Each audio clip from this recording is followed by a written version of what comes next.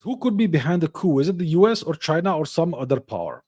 There are certain analysts I see on Twitter, etc., who are saying it could be China.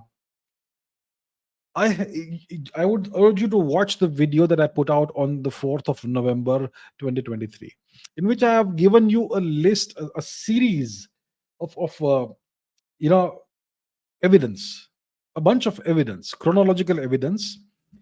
It shows a clear pattern that points to the US.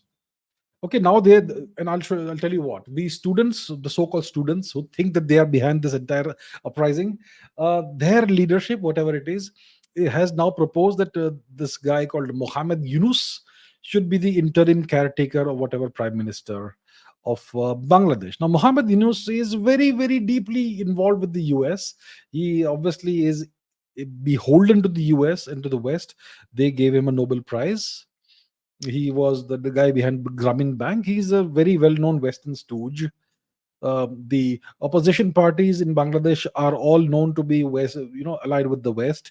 The American embassy and consulate, etc., in Bangladesh had been meeting with these political parties for months before this the general election in Bangladesh this year. There's a clear pattern.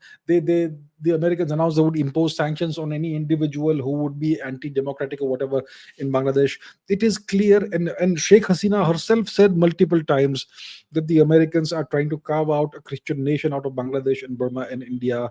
And she said that they had told her that if she allows them to do this, then they will allow her to win the election unopposed without any problems. And they have also demanded that Saint Martin's Island. It is very clear that the US is behind this.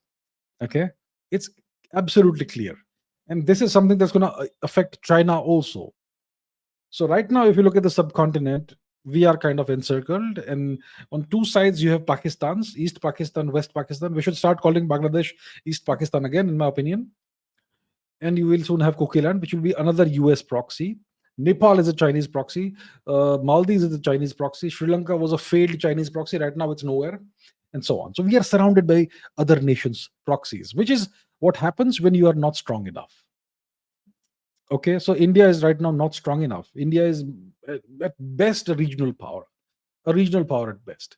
It is the most powerful nation in the subcontinent, but right now it looks helpless because more powerful nations are involved in the subcontinent with the objective of completely encircling India.